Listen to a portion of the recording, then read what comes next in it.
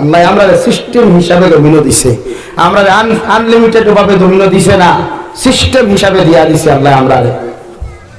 এই জন্য আমার দুস্থ হল, আমার বুজুর্গ হল, আমি আপনার সামনে কুরআনুল কারীমের সূরাতুল আহজাবের আয়াতে কারিমা তিলাওয়াত করলাম।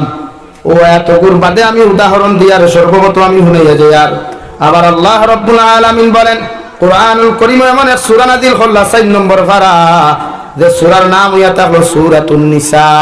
নারী জাতীয় সম্বন্ধে আল্লাহ আলোচনা করিয়া গেলা।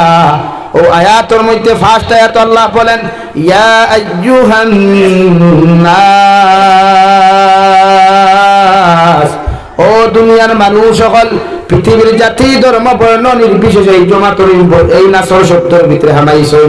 যারা জমিন থেকে আইয়া গেছেন গিয়া, এখনো যারা জমিনও আছেন, কিয়ামত পর্যন্ত যত মানুষ সকল জমিন আইবা ও নাস শব্দের ভিতরে অন্তর্ভুক্ত হয়ে গেছেন। সুবহানাল্লাহ। আল্লাহ বলেন ইয়া আইয়ুহান নাস ইত্তাকু রাব্বাকুমুল্লাযী খালাকাকুম মিন নাফসিন ওয়াহিদা। ও দুনিয়ার মানব জাতি হল, তুমি যদি হিন্দু হও, তুমি খ্রিস্টান হও, তুমি মুসলমান হও, তুমি বৌদ্ধ হও, আমি আল্লাহ কইয়ার তোমরা আমি আল্লাহরে ডরাও, আমি আল্লাহরে ভয় করো, আমি আল্লাহরে এমন ভাবে ডরাও, আমারে ডরানির লাগি তোমরা জমিনের জন্য গুনাহ করতে না লাগে, এমন ভাবে জমিনও ডরাও, ওভাবে তোমার অন্তরের মধ্যে তাকওয়া তুমি পয়দা করো, ডর তুমি জমিনের মধ্যে পয়দা করো, যাহাতে জীবনে কোনোদিন গুনার অংশীদার না হও। সুবহানাল্লাহ। কেন আমারে ডরাইতে?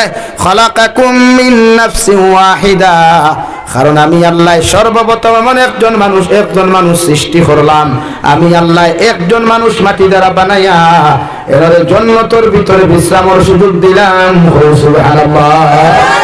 আপনার আমার মুমিন মুসলমানদের ভাই আল্লাহ এত দামি বানাইলো, এত ইজ্জতওয়ালা বানাইলো, দুনিয়ার কোন মানুষরে আল্লাহ বানাইয়া সর্বপ্রথম সিরুম জায়গা দেয় না। কিন্তু আমরা বাবা হযরতে নবী আদম আলাইহিস সালাম রে আল্লাহ বানাইয়া সর্বপ্রথম জান্নাত বিশ্রামের সুযোগ দিলাম। সুবহানাল্লাহ। মুফাসসিরিনে কেরামগণ বলেন एग्जांपल হলো কিয়ামত পর্যন্ত মুমিনে যখন নবীর শরীয়ত মানিয়া জমিনে চলবায়, আল্লাহ দুনিয়া ওখানে তোমার সুখময় শান্তিময় বানাইয়া দিব, আর আখিরাতের ময়দানে জান্নাত দিব। সুবহানাল্লাহ। ও নবী আদম আলাইহিস সালাম রে আল্লাহ মাটি দ্বারা বানাইয়া সর্বপ্রথম জান্নাত নিলা। তাফসীরে ইবনে কাসিরের মধ্যে কইতরা হযরতে বাবা আদম আলাইহিস সালাতু ওয়াস সালাম জান্নাতের ভিতরে ঘুম আসলা। তাফসীরের মধ্যে বিভিন্ন লাইনে লেখা আছে রাই, কিন্তু একমত হইয়া থাকলো সারার হযরতে আদম আলাইহিস সালাম যখন ঘুম আসলা ও খালাকা মিনহা যাওজাহা মাই হাওয়া আলাইহিস সালাতু ওয়াস সালাম রে হযরতে আদমের বাম সাইডের পাজরের সবচাইতে দুর্বল যে হাড্ডি আছে, লোকে মাংস আছে, সাদা টুকরাগুলো ও জায়গার মধ্যে পাওয়া যায়। ও হযরতে আদম ঘুমন্ত অবস্থায় থাকা অবস্থায় আল্লাহ মাই হাওয়া আলাইহিস সালাম রে আদমের ও জায়গাটাকে সৃষ্টি করলাম। সুবহানাল্লাহ। মহান। আপনারা গরুর সিনা মাঝে মাঝে লইয়া খাইন নানি, ফাতিয়ার হাড্ডি খাইন নানি মাঝে মাঝে, মজা বেশ হইতা করিয়া খেনে ফাতিয়ার হাড্ডিত মজা বেশ, সিনার হাড্ডি সিবাইতে মজা বেশ নানি। ও দেখবা গরুর হাড্ডি অন্তা কোনো নিসবাত উঠাইয়া অনেক ঠেড়া হইছে, আর লগে গুত সাদা সাদা টুকরা আছে যেগুলো মা বোনিতে আমরার বাসায় কুরুত কুরুত হাড্ডি খইন খইন নানি, কুরুত কুরুত হাড্ডি খাইতে নরম মজা। ও এর দ্বারা দি মাংস দেখছো না, নরম নরম মাংস পাওয়া যায়। আল্লাহ বলেন হযরতে হাওয়া আলাইহিস সালাতু ওয়াস সালাম রে আমি আল্লাহ ও জায়গাটাকে সৃষ্টি করলাম। পৃথিবীর সমস্ত নারী জাতি আমি আল্লাহ দুর্বল জায়গাটাকে সৃষ্টি করিয়া নারী জাতির জমিনে দুর্বল বানাইলাম। সুবহানাল্লাহ।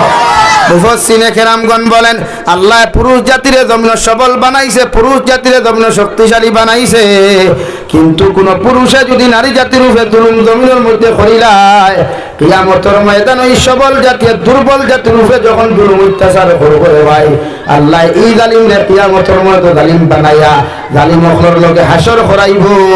আলহামদুলিল্লাহ। সবল জাতীয় দুর্বল জাতির উপরে অত্যাচার করা জুলুম বাদিনা বালা কাম, জুলুম নারী।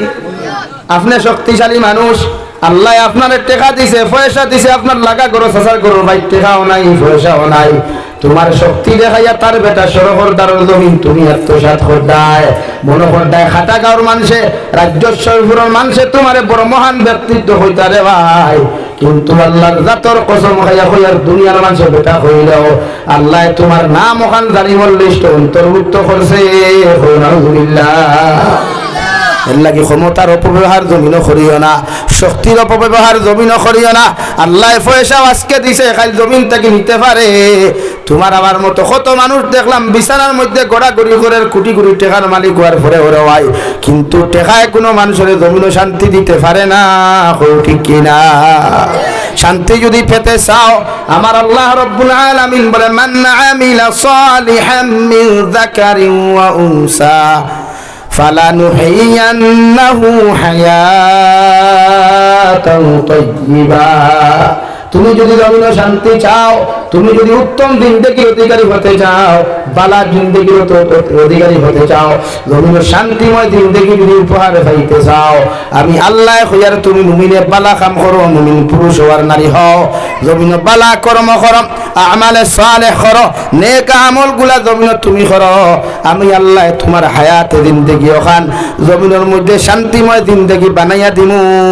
সুবহানাল্লাহ। পবিত্র হায়াত তাইয়্যিবা, পবিত্র জিন্দেগি আমি আল্লাহ তোমার উপহার দিব।